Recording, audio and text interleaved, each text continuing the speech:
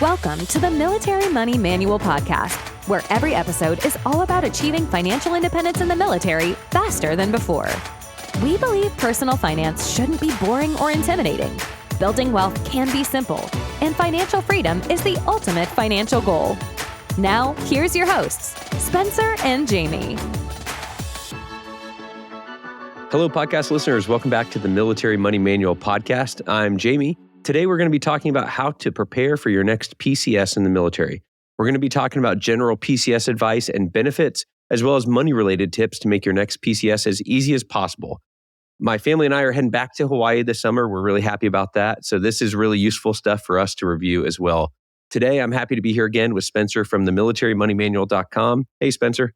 Hey, Jamie. Thanks for the intro. Yeah, so, if people PCS, at least on the officer side, it's usually every 2 to 3 years. So that means that you probably have anywhere between, I'd say probably 20% to 33% of the entire U.S. military moving every year. And that's a lot of people. So hopefully... a lot of money. Hopefully, yeah, a lot of money. That's true. But yeah, so if you're listening to this and you're facing a PCS this summer, like Jamie and his family, first of all, good luck. But we thought it would be a good time to discuss what we have done in the past and what Jamie's about to do to get ready for PCS. Before we get going, though, thanks for all your continued positive reviews on Spotify, Apple Podcasts, wherever you listen. And you can always send us topic ideas, questions, or comments to podcast@militarymoneymanual.com or on Instagram @militarymoneymanual. Lots of people direct message us on there, and that's really fun. And it's fun to be useful and helpful and point people in the right direction.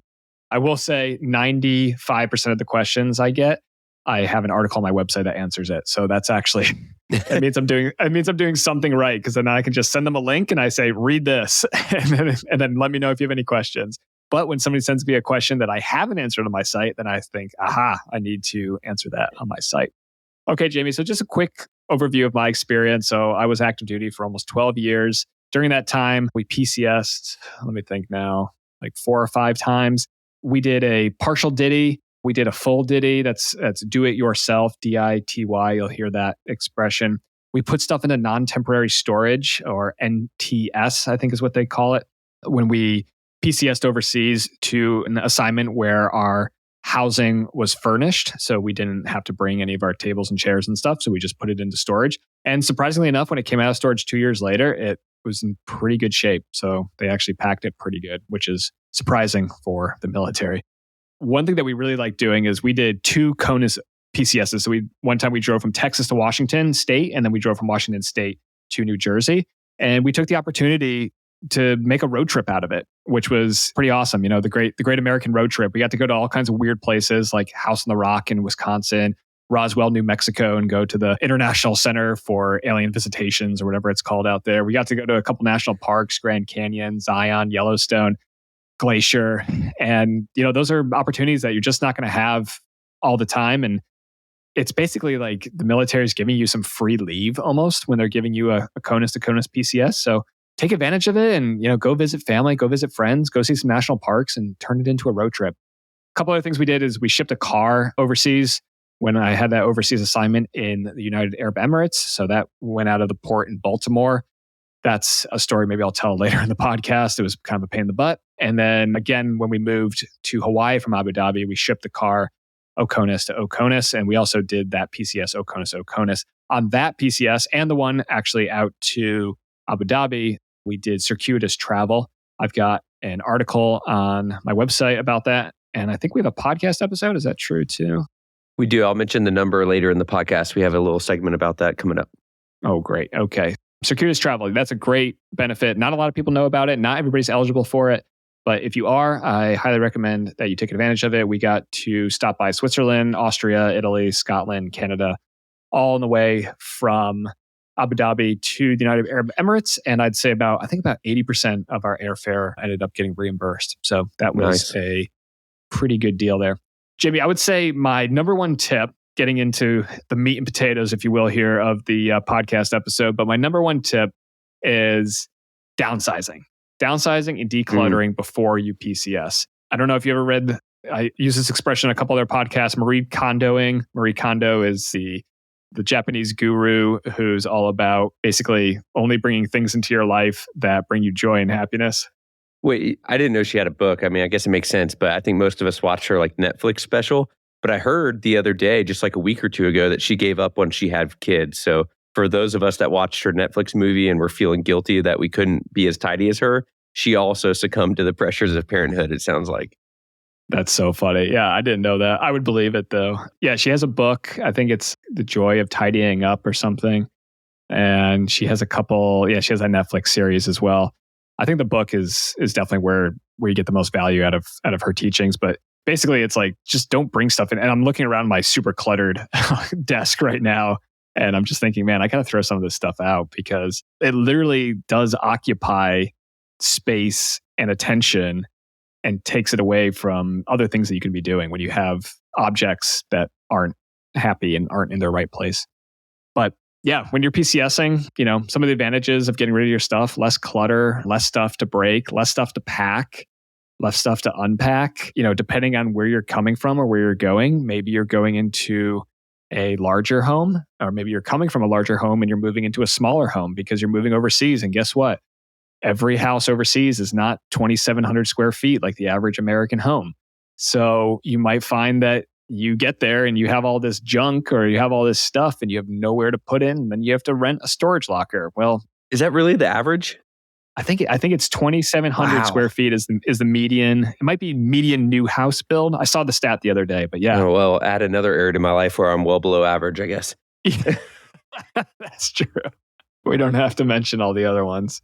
But yeah, you can get some, if you sell all your stuff before you move, you can get some extra cash. You can donate it. There's lots of organizations out there that will take gently used material or clothes and stuff.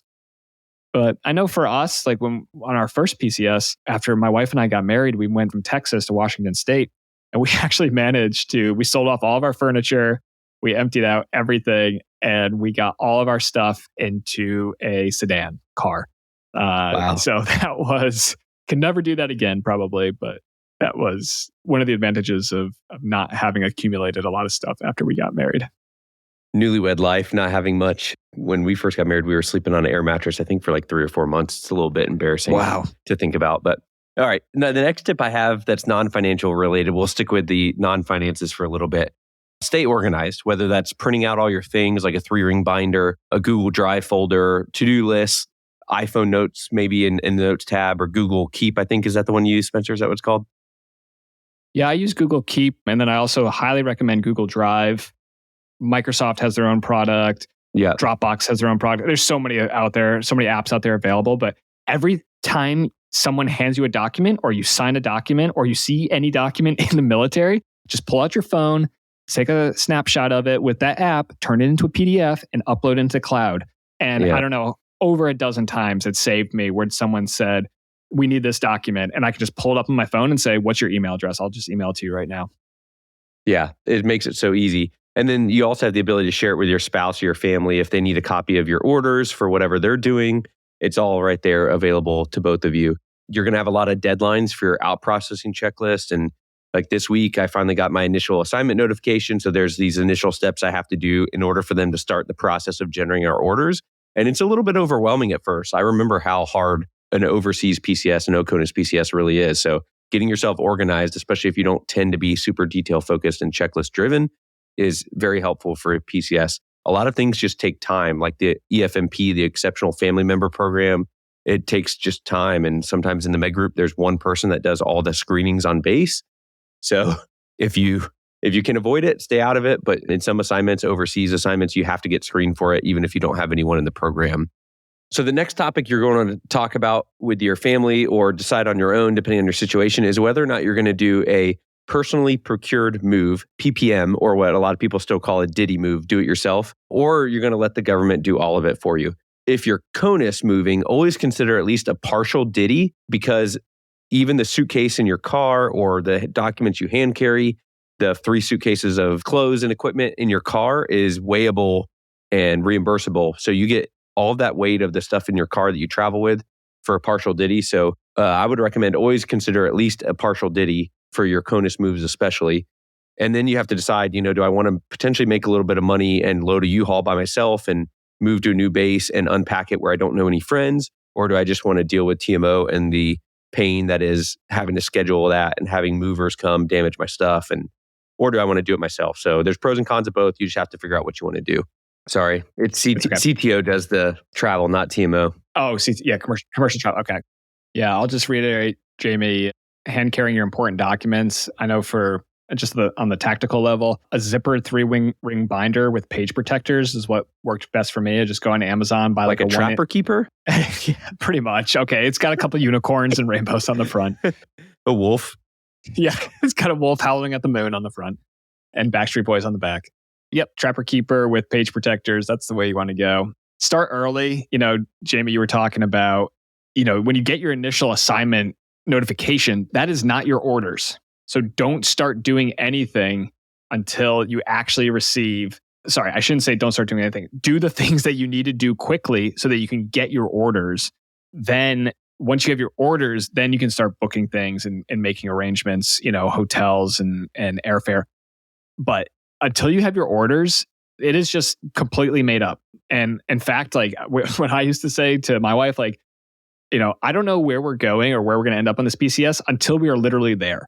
Because you hear all these horror stories of like guys who are like about to step out the door and their orders get canceled for whatever reason, And those stories to me are always suspects. I'm always wondering, like, how did it get to that point where they were they were closing the car door and about to drive away and the orders got canceled? But I don't know. So do the things you need to do early so that you can get your orders. And then once you have your orders, then start doing your out processing checklist and doing the things that you need to do so that you can do them ahead of time. And then it's a slightly less stressful move.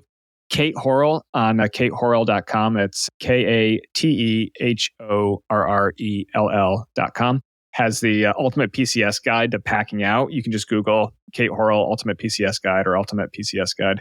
And she's got a great PDF. It's printable and it covers a bunch of the things that you need to think about, documents, checklists. It just basically is, she's done, her husband was active duty, I think for 20, 25, maybe 30 years. Yeah, something like that. So she got very good. She's very organized and she has she's put it all together. You don't need to figure out on your own. Just go download. I think that one's a free PDF and then she has one that you can pay for as well. 100% worth it. She does great stuff in the military community and really thought through and generated the ultimate PCS guide.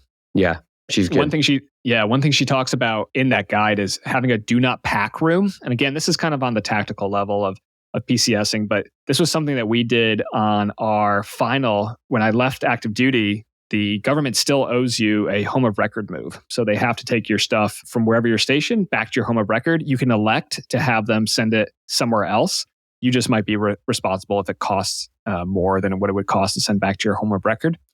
And what we did on that move is we had one room set aside that was our do not pack room. And what that allowed us to do is when the movers came in, we could just tell them everything in the house goes except the things that are in this room. And we just put a big X on the door with, masking tape and a sign that says, do not pack anything in this room.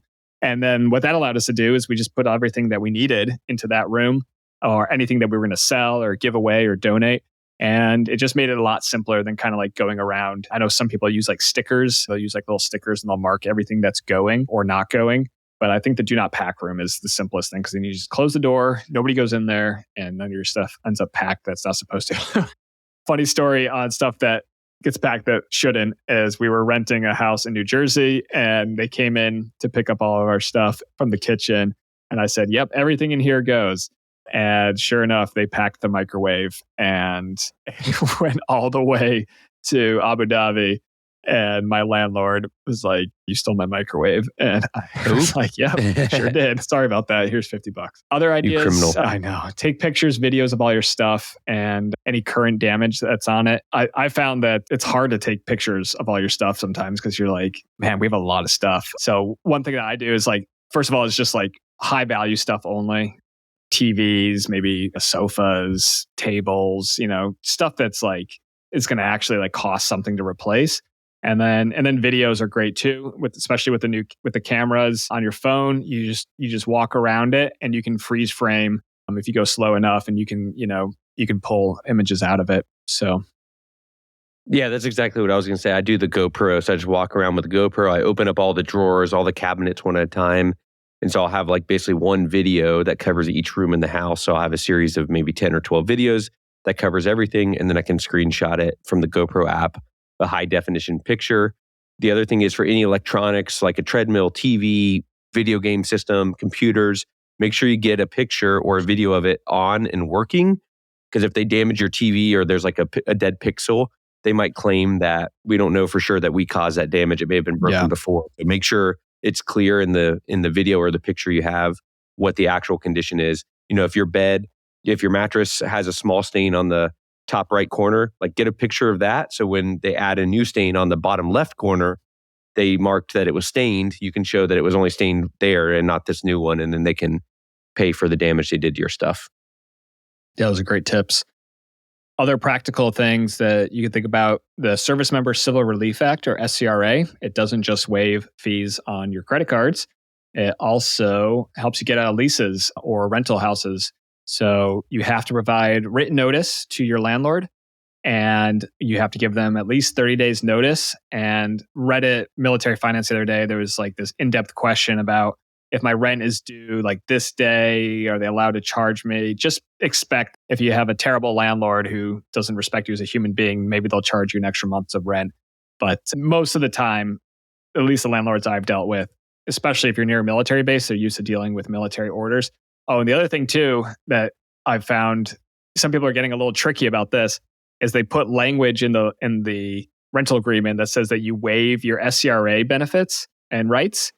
Sorry, that doesn't work. Yep. It says in the law that you cannot waive those rights and responsibilities. So contact your JAG if you need help. Yeah, exactly. So if you see that in a contract, first of all, you can just say, hey, can you take out this language because it's not going to work anyways? And then second of all, if you are trying to break a lease and it has that language in there, go to your JAG, show them that. They'll be very interested in talking to your landlord. No, you cannot waive your SCRA benefits just because you signed it in a lease. Okay, so like we mentioned earlier, there's this program called Circuitous Travel. And what it allows you to do is if you're going from an Oconus to Oconus, Conus to Oconus, or Oconus to Conus, basically if you're touching Oconus in any of your travel, and remember that Hawaii and Alaska are Oconus, they're outside the contiguous United States, you are allowed to take Circuitous Travel, which essentially allows you to get to your destination, but you don't have to take the most direct route to get there. Now, for you, Jamie, right, coming from your current assignment where you're in Alabama and going to Hawaii, there might be a charter aircraft, Patriot Express, that goes out of Travis Air Force Base in California. And the contract might be something as cheap as like $100 or $200 to get you and your family per person to get you and your family over to Hawaii. And so in that case, they're only going to authorize you up to $1,000 if you have 5 people at $200 each. They're only going to authorize you up to $1,000 of reimbursement if you do Circuitous Travel. So that's something to watch out for, is that if you're like on a pretty regular PCS route, like going to Baltimore to Germany, I mean, those flights are extremely cheap relatively for the government to procure. And the other thing too is you might be directed to use the Patriot Express or to use the charter aircraft and not be authorized Circuitous Travel. So Jamie, when you guys PCSed Oconus to Conus last time, you were able to use Circuitous Travel, right? We actually used it both ways, to and from Hawaii. And when we were leaving Hawaii, I think the official travel office plan was to fly commercially to like San Diego, pick up our car from the VPC, the Vehicle Processing Center, I think is that acronym, and then drive. So we were authorized 6 travel days, but we were like, we'd rather fly, visit our family, and make a couple extra stops and things like that. So we ended up getting our orders amended for Circuitous Travel, and it ended up giving us only 1 travel day. We flew all the way there, and then everything else was charged as leave. But our ticket price was calculated as the government contract fare from Honolulu to Alabama times 5 for 5 family members. And so we were able to have everything, I think, except for maybe $100 per person covered for that long flight, plus a couple stops along the way. And then we picked up our car in Atlanta and drove the rest of the way. So it worked out pretty well. It does take a little bit of extra work. It is an entitlement, so you should be able to do it. Look up Spencer's article on his website. And we also talked about it in episode 29 if you didn't mention that yet. Yeah, that's right. Episode 29, we talked about that. And then Circuitous Travel PCS guide, just Google that. And my website should be in the top 3 results there, militarymoneymanual.com. The other thing I wanted to mention about Circuitous Travel is if you're going someplace that's kind of off the beaten path. So in our case, we were moving from New Jersey to Abu Dhabi, and there was no Patriot Express or contract airfare to get out there. It was a lot easier to get Circuitous Travel approved because they were going to have to book us, a ticket on whatever airline service to that airport at the time. Other things that you want to do when you're moving, keep your renter's insurance policy open. So your stuff is covered in transit, which is great. And most policies, obviously check your policy, but I know for the USAA policy I've had for years, all my stuff is covered basically anywhere I am in the world, even though currently my parents' address, back on the East Coast is the location of my stuff. And I have like barely any stuff there. And I have stuff kind of scattered all over the world. But according to USAA, it's all covered. So that's a nice feature.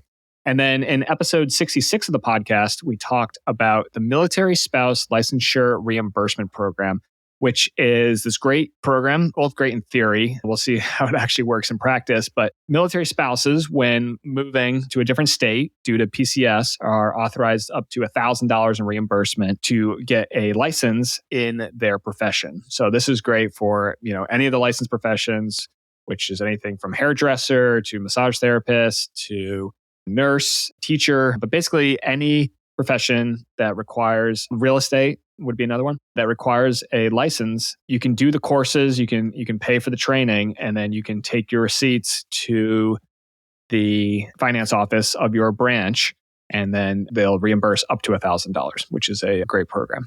So that was episode 66. We covered that on the podcast, and you can go to militarymoneymanual.com/EP66 and look at the transcript there of the episode or listen to it as well. Jamie, any other non-money tips for families with kids before we get into kind of the money stuff? Yeah, I have a few I'll run down to add to the list. So the first one I want to mention is the Air Force Aid Society. I think other branches have similar soldier relief funds and sailor relief funds and things like that. I forget the exact names, but the Air Force Aid Society, for example, for our Department of the Air Force listeners, has a program called Child Care for PCS. And that offers 20 hours of free childcare per child with your PCS orders with one of the base's certified FCC providers, the family child care providers. So that's pretty nice to have either at your old or your new duty station. I don't think it covers both. I think it might be one or the other, but I'm not 100% sure on that. So you have 20 hours and you can just drop them off, get childcare while you unpack the house or run your in-processing errands, pick up your car, things like that. The family readiness centers also usually have a loan locker where you can get some supplies like kitchen equipment, dishes and knives and things like that to check out, usually for free. But it's also first come, first serve, and they may only have like 5 kits for the entire base. Big thing is expectations management with the family. Make sure you're talking through what it's going to look like, that mommy or daddy got a new assignment, we're moving here. You can talk about the benefits of it. You can talk about the parts that might be hard. With everything, expectations management is a huge deal. For our case, my oldest is in 5th grade here and is going to have his elementary school transition ceremony to go to middle school next year. Well, back in Hawaii, 6th grade is elementary school. So that's one of the things we've worked through is he's graduating elementary school and then going back to elementary school. So some things like that you'll have to talk through and help them understand why the change. But the school liaison officer for your area will help you get into the research on your school district, and that kind of plays into where you might want to live. But as with everything, expectations are huge. Be open and talk about it and help them understand what's going on.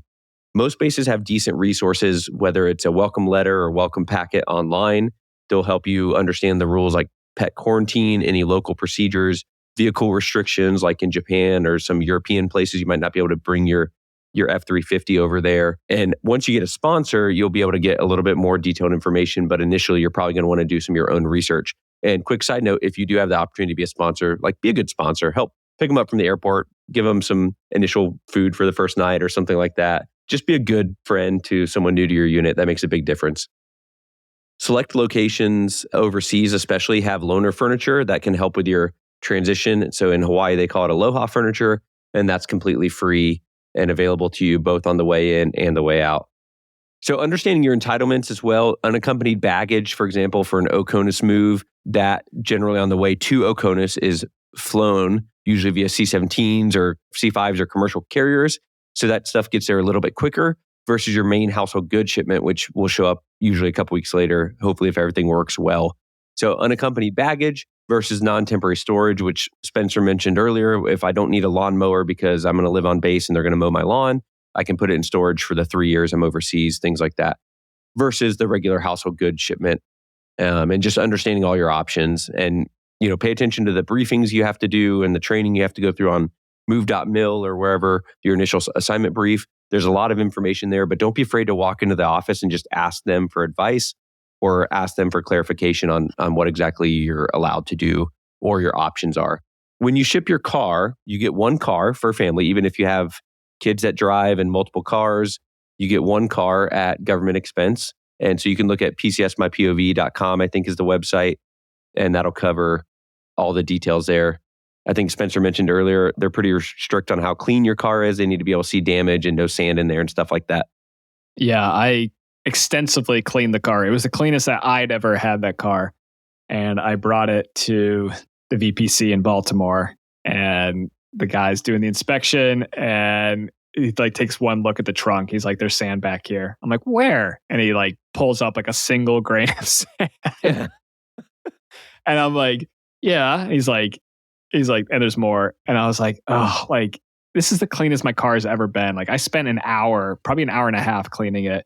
And he was like, "I don't know, tell you, man, it doesn't pass inspection." So I was like, "Is there a place nearby that I can take it and get it cleaned?" And he's like, "I don't know of anything like that," which is insane to me. If anybody, here's a business idea, is go set up right outside of a VPC. I don't know what you could charge whatever you wanted, because at that point I would have paid $1,000 to just be done with this thing. And I found a place nearby. Actually, no, I think there was a shop vac, a truck stop nearby, and that's where I ended up going and spent another 45 minutes trying to clean every little grain of sand out of the car. 3/4 at a time.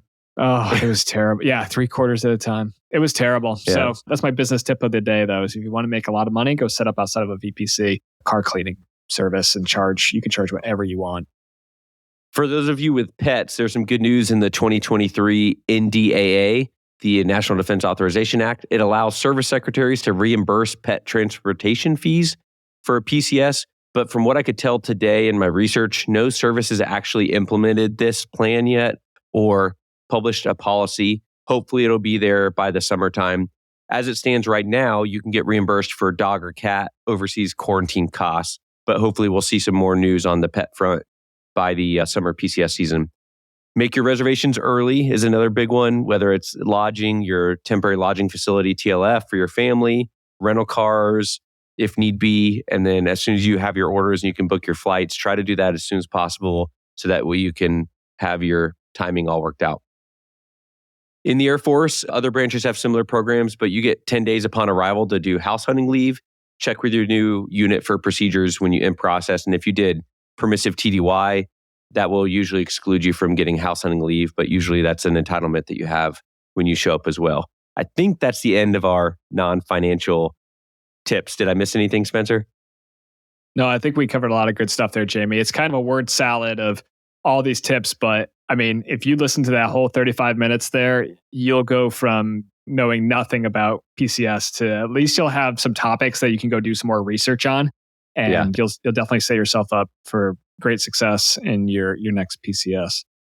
All right, I think it's time that we pivoted now and talked about some financial topics. So this is the Military Money Manual podcast. We do have to talk about money at least once in every episode. It's contractually obligated.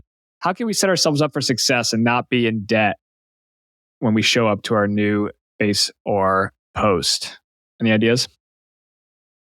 Number one is start saving now. As soon as you get notified or you know it's time to PCS over the summer. Spencer, you have an article about your $20,000 PCS to Hawaii. Most of them probably aren't that expensive, but I definitely recommend start saving. $5,000 is probably the minimum for most people's PCS, especially if you have a family, maybe somewhere between $5,000 and $10,000, depending on your situation and where you're going.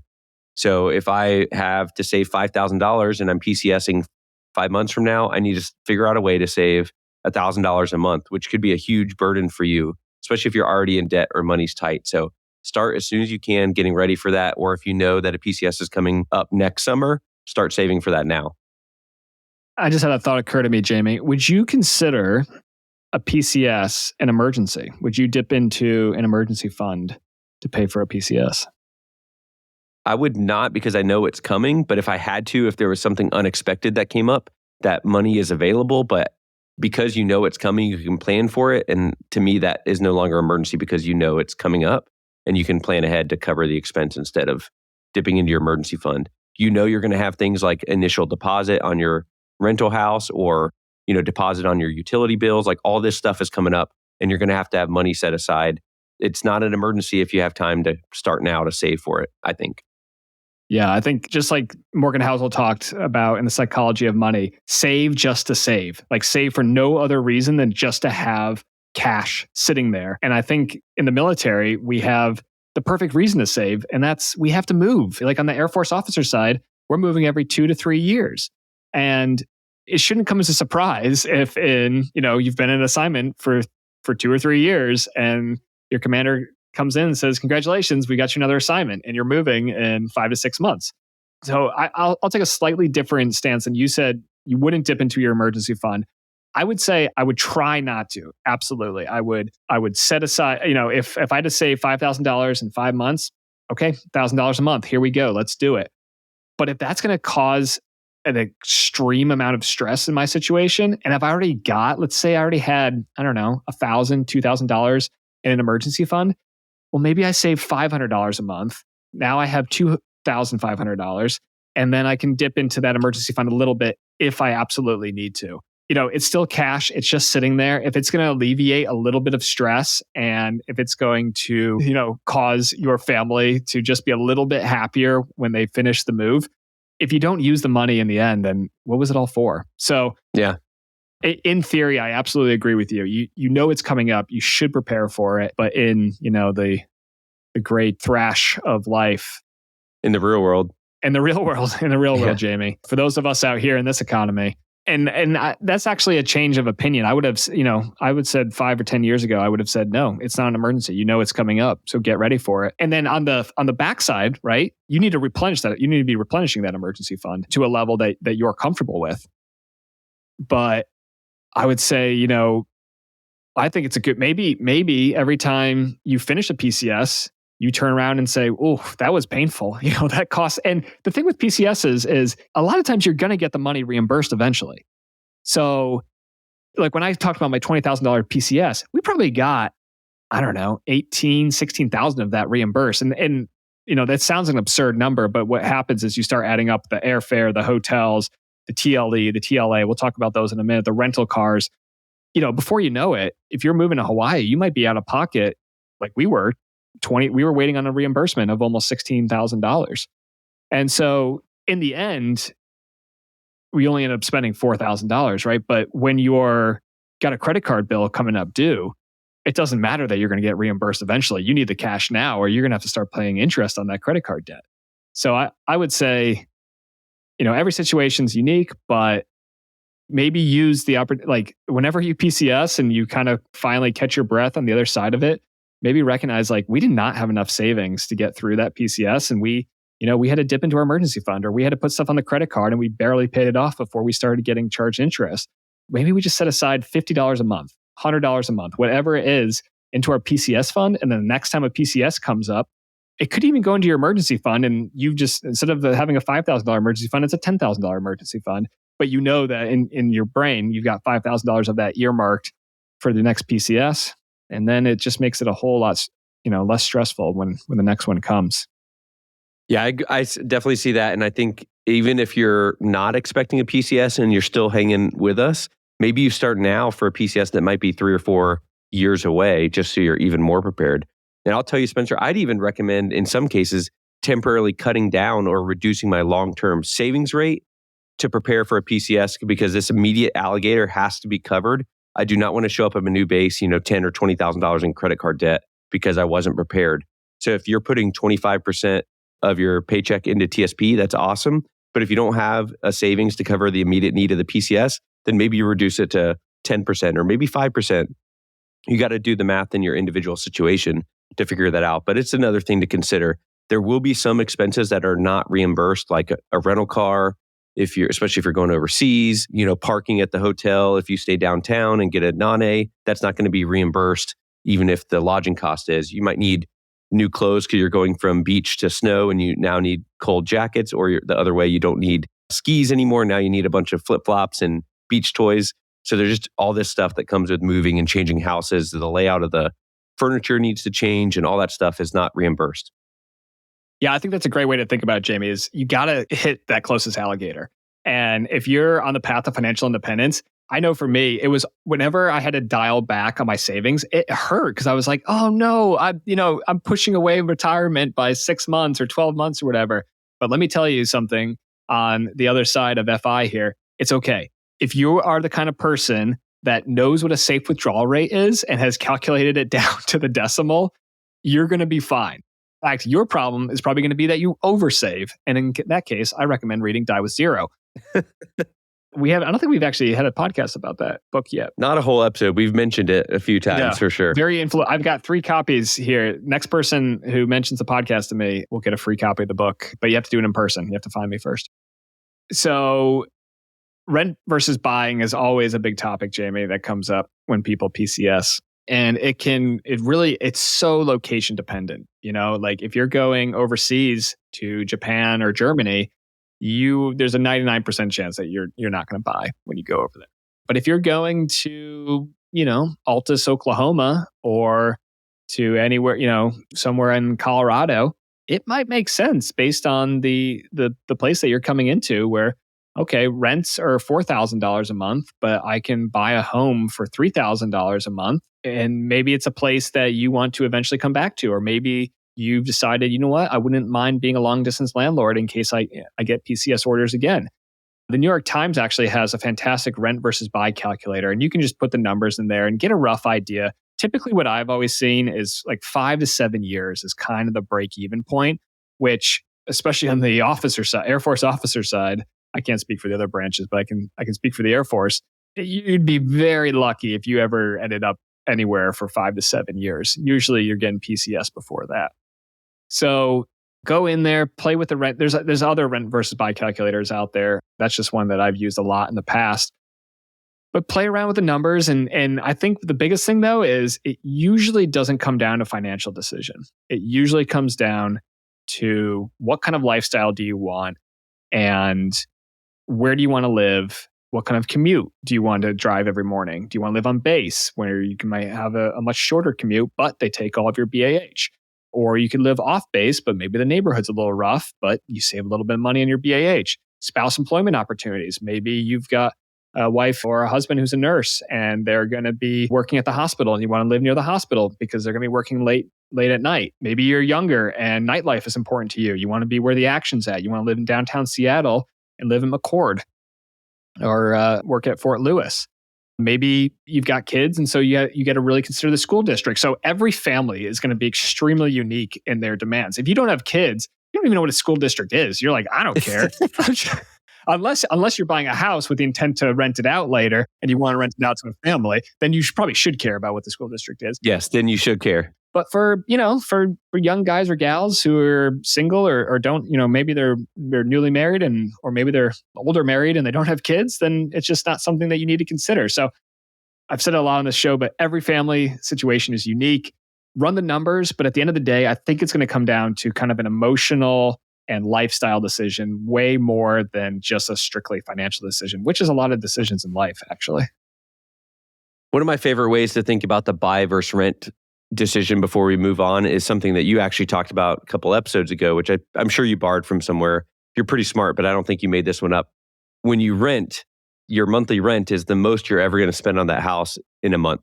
And when you buy, your monthly mortgage plus your escrow and your homeowner's insurance, that's the least amount you're ever going to spend per month on that house. So I was talking to some of my students about this week and talking about, buy versus rent. So you got to look at the math, but just know just because renting appears to be $100 more a month doesn't mean that that is actually the cheaper route to go. Yeah, we rented everywhere we moved in the military except for my first assignment after training. We ended up buying a condo, living in it for 3 years, and then selling it when we left and we made a profit. So that's great. Very happy. But it wasn't because we were any good at real estate. I think honestly, we just got lucky. We bought in 2012, kind of at the bottom of the market, and then the market just kind of went up. So buying a home actually kind of takes some power away from you, because if you're planning on selling it, or you're not ready to be a long distance landlord when you move again, if you stay in the military, then you've basically handed the keys over to Mr. Market, the real estate market, and you're really rolling the dice. And if you end up buying in 2022 and now you're trying to sell in 2023, you might find that the house that you paid $1 million for is no longer worth $1 million. That's just not what the market can sustain. So now you've got to come up with cash possibly to get out of your house, or all of your equity has disappeared. So in that case, then you're like, oh, I guess we're going to be long distance landlords because we don't want to pay money to get out of this house. And if you had just rented, then you never took that risk. So that was the calculus that we ran. After we had purchased the condo, that first duty station, the rest of our assignments, we just rented, and we were very happy to rent. And we lived in some great places. And yeah. Yeah, I know I said I had one more point about rent versus buy, but I thought of another one. I'm pretty sure this will be my last. I kind of promise. A couple classes ago, I had a student, we were talking about personal finance, and they shared a story where they had just bought a house in Arizona because they were told they would be at their duty station for 5 more years. And then 3 months after closing, I think it was, she got orders to move. And she had just been told that she was going to stay there for 5 more years. So one of the tough things about the military is we don't have control. Even if you're pretty sure you're going to be at this base for 7 years and the buying is more likely to work out, like, you just never know. So make the best informed decision you can, but at the end of the day, you can't control all things in your life when you're in the military.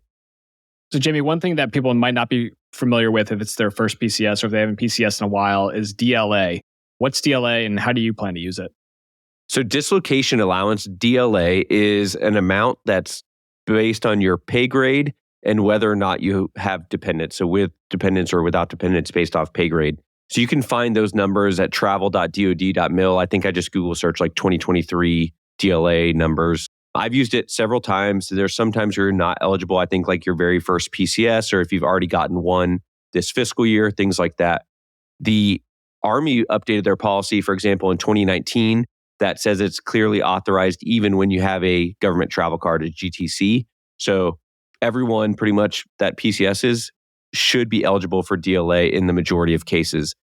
Just some quick rundown of potential numbers. An E4 without dependents gets almost $2,100 for a PCS. An E6 with dependents is $3,100. O1E with dependents is $3,200.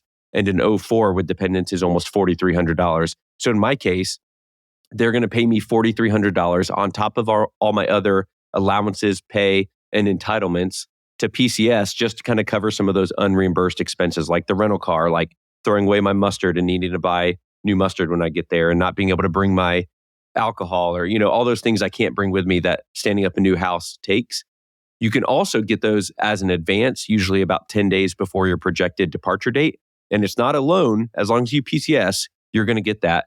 So if you fill out the paperwork and you get it as an advance, usually 2 or 3 days later, in my experience, then you have this $4,300 paycheck, in my case, that helps cover those last minute expenses or helps bridge the gap until the reimbursement actually comes in. And I think for an E4 without dependents, a $2,100 lump sum payment, that makes a big difference in making sure the PCS is not stressful financially for you. What kind of mustard, Jamie, since we're on the topic? I don't even like mustard. Usually it sits in the fridge when we have guests over, and then we throw it out when we PCS. And we buy it like once every 3 years. I thought it was going to be something fancy like Grey Poupon or something.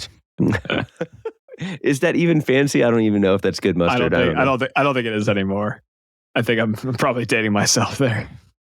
Yeah, Jamie, hearing you talk about DLA and mustard, but more about DLA, and you can get an advance on your DLA, also reminds me that you can get an advance on your actual paycheck.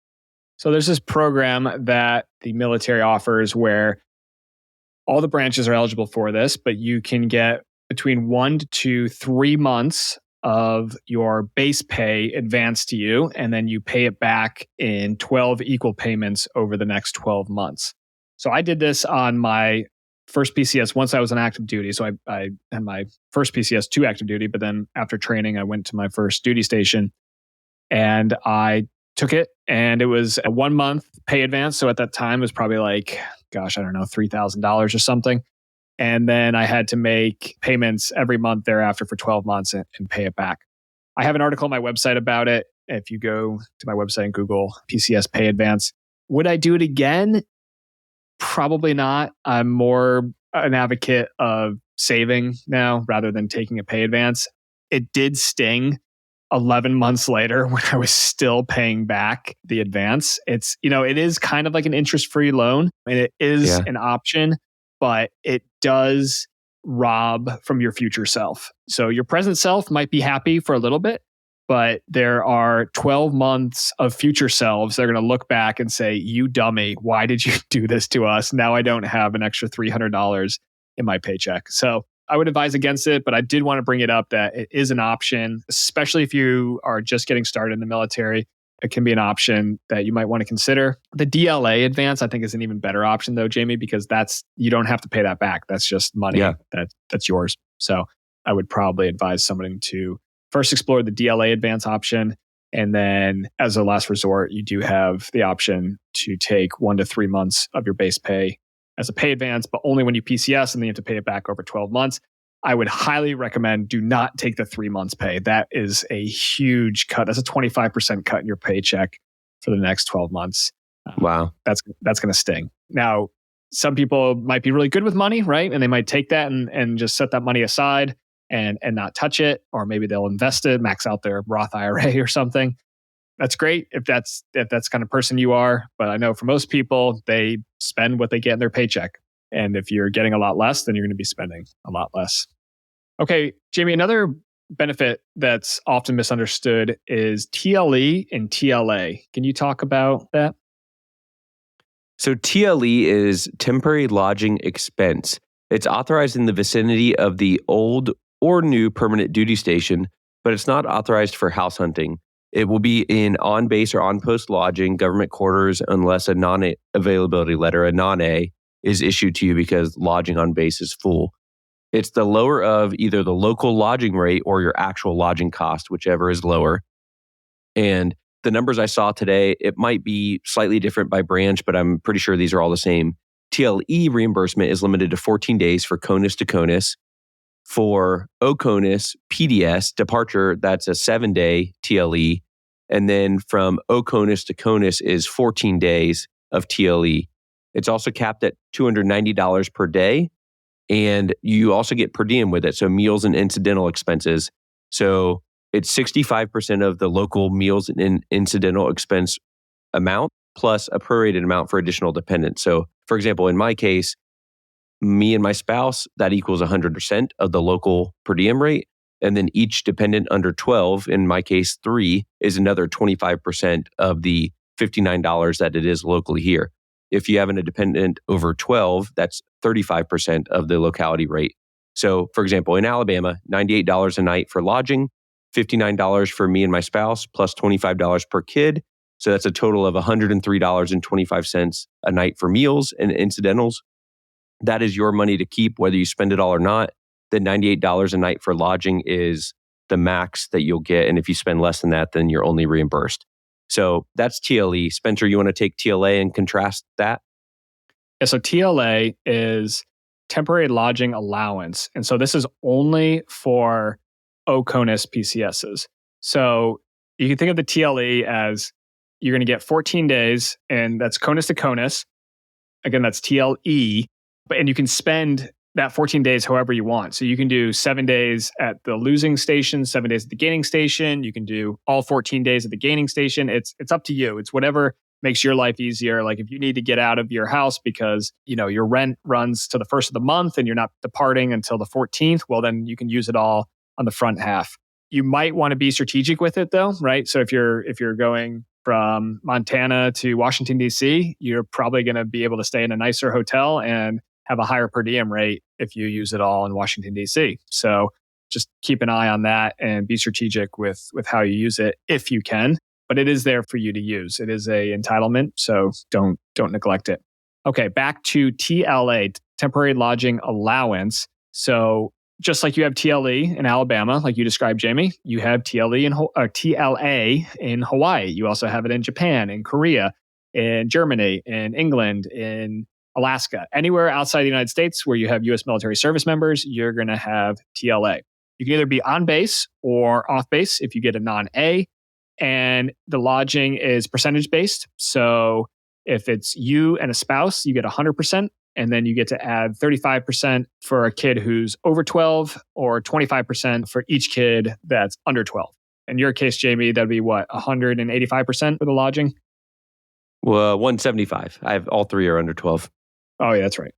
And then you're going to get the meals and incidentals expense the same. So any kid under 12, 25%. For the member and the spouse, it's 100%. So for instance, in Hawaii, lodging is $177. In Jamie's case, you'd get $260.75. Or the hotel costs $250, then you're only going to get the $250. And then per diem is $149 in Hawaii. So if it was me and my spouse, we would get $149. But in Jamie's case, he's going to get $309.75. Nice. That's a lot of... per day. Yeah, per day. So that can really add up. Now, what's interesting about TLA is it's not limited to 14 days. I think, unless they changed it recently, it's limited to 60 days. So, and you can even get it extended in some cases, but you have to prove, usually each base does it differently. Last time we arrived at Hickam, it was every 15 days you had to go and renew and file like a partial voucher. And you had to prove that you hadn't found a house and that you were looking at houses and give a reason why they weren't eligible to move in and all that detail. So you can't just hang out downtown for 60 days. You actually have to be looking for a house up to 60 days of coverage. Yeah, that's crazy. They are pretty aggressive. I know in Hawaii, they definitely give you the side eye when you say, "Oh, I looked at all these houses and I didn't want to move into them." And they say, "Why? Why not? Why didn't you want to move into them?" So that's temporary lodging allowance versus temporary lodging expense.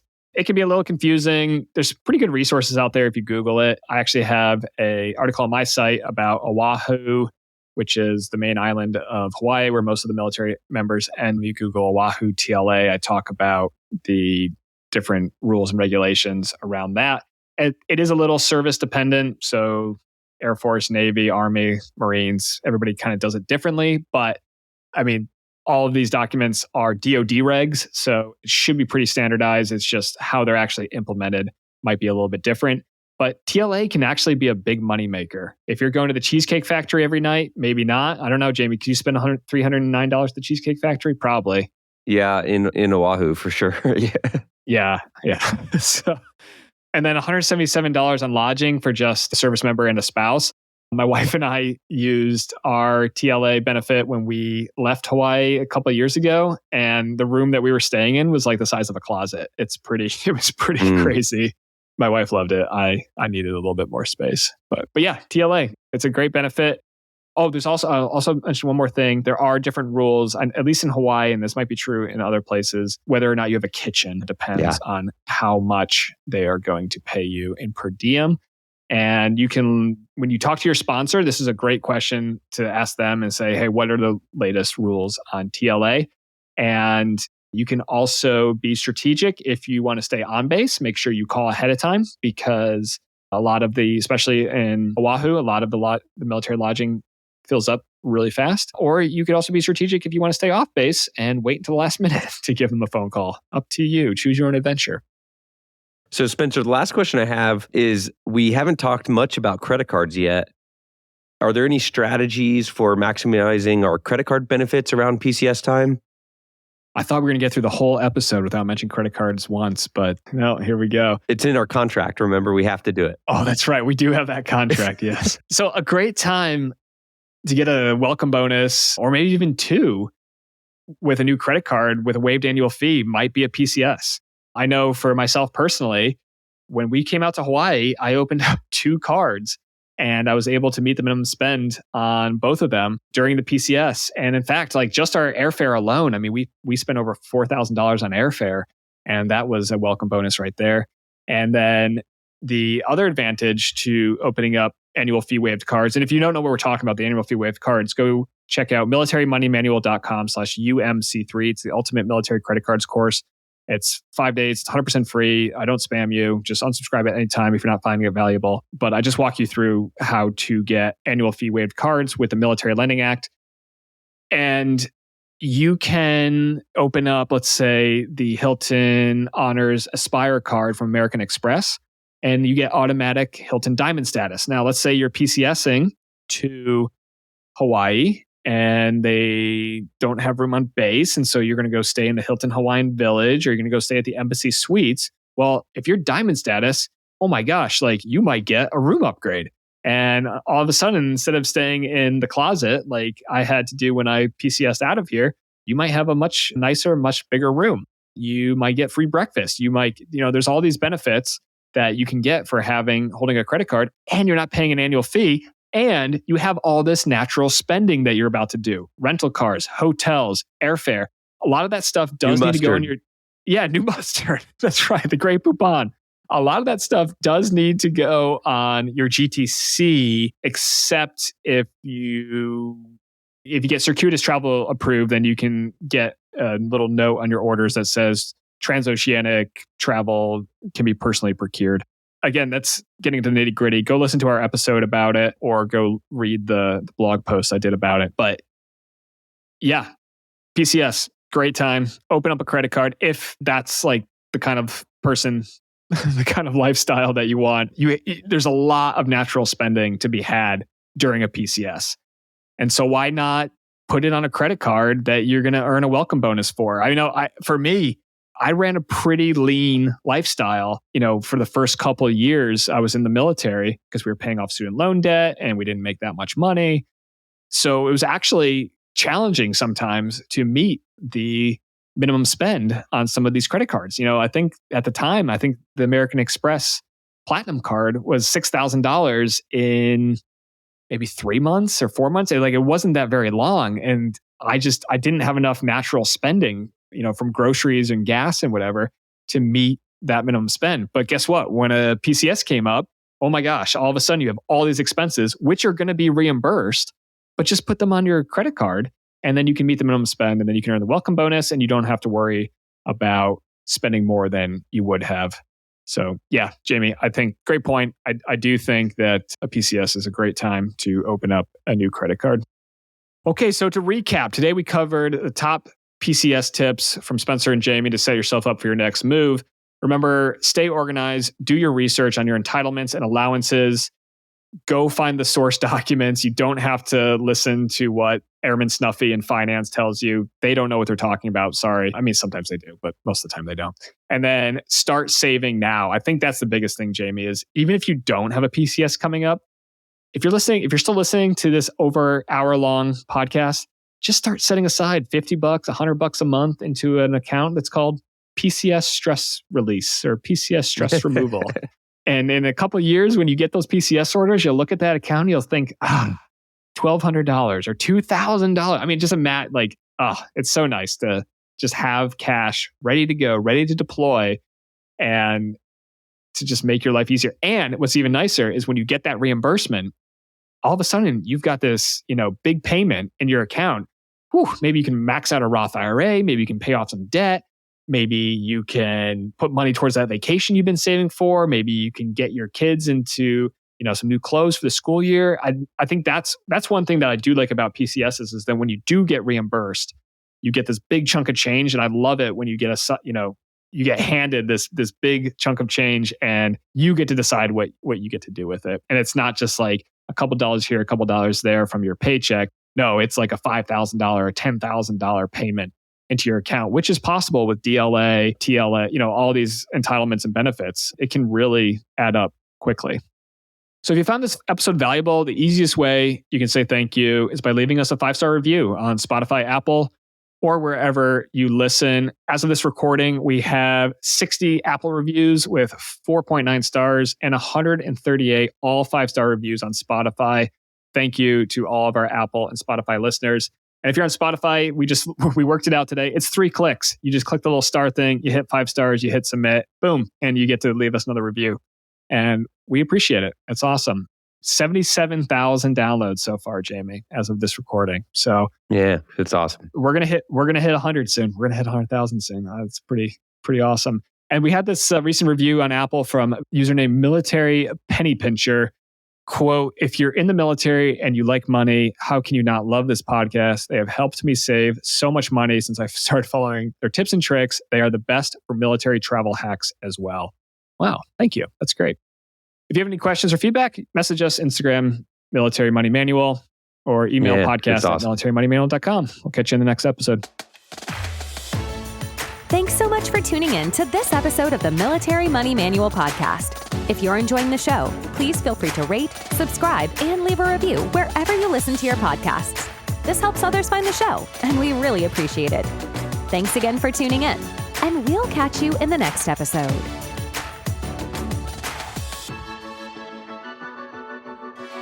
Hey guys and gals, Spencer here again. Before I let you go, I want to let you know about two things. First, my 100% free course. It's called the Ultimate Military Credit Cards course, and you can sign up today at militarymoneymanual.com/UMC3. I've been running this course for over 4 years now, and we just celebrated our 7,000th graduate. In this course, I walk you through an absolute beginner's guide to travel hacking and opening your first fee-waived credit cards in the military. Again, you can sign up today at militarymoneymanual.com/UMC3. It's 100% free, no spam, and you can unsubscribe at any time. Second, my book, The Military Money Manual, A Practical Guide to Financial Freedom, is available on my website and Amazon today. Head over to shop.militarymoneymanual.com, or if you want the Amazon version, search Military Money Manual. This is the book I wish someone had handed me on my first day in the military. In this book, I cover the exact money tactics and investment strategies I used on my path to achieve financial independence while I served in the U.S. Air Force. The book is the best personal finance book specifically for you, whether you're an active duty, guard, reserve, a military spouse, enlisted, or officer. Any ROTC or Academy cadet can benefit from the tactical and strategic advice I lay out in the book. But don't just take my word for it. Here's 2 reviews of the book. Ryan on Goodreads.com wrote, the most comprehensive investing personal finance book specifically written for military members I've read so far. This book should be handed to every new LT at commissioning. Matt on Amazon said, this book is incredibly straightforward, easy to understand, practical, and useful. This book should be on the Commandant's reading list. Thanks, Matt. If you're interested in the book, head over to my website, shop.militarymoneymanual.com. And podcast listeners can use promo code PODCAST to get a special discount on the ebook, audiobook, and hardcover book. You can find the audiobook on Audible, the ebook on Amazon Kindle, and the hardcover book on Amazon. Or again, head over to my website and use promo code PODCAST for a special discount. Thanks for listening.